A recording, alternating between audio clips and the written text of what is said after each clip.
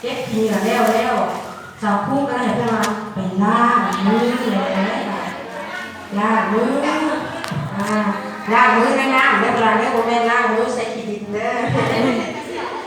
หลังจากล่างมือแล้วป่ะเนี่ยก็ได้พากันเซ็ตมือใส่ปากแพ้เซ็ตใส่ปากแพ้ให้สะอาดนะเวลาเด้อ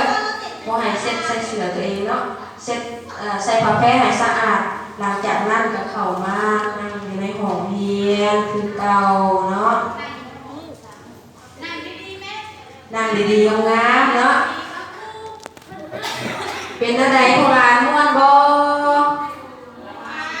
อยากเคลื่อนไหวอีกบ่เอาขยับเคลื่อนไหวอีกแหละเอาอีกทีนึงบ่พลังอีกทีนึงบ่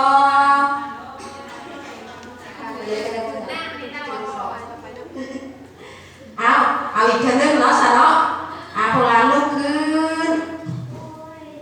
เอาเคลื่อนไหวอีกทีนึงเนาะเคลื่อนไหวให้ร่างกายของเขามีแข็งแรงพลังเด้อใครบ่เคลื่อนไหวน้ำมูกพอดีสิเป็นมะลงจองใจมือตรงไว้เนาะเนื้อหนาสุดเนาะอันผู้ใดบ่มักเคลื่อนไหวนะ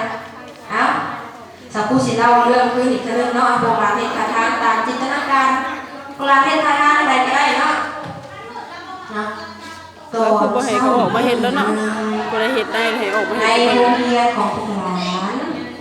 สาวครูได้พาพวกหลานปั๊บหอ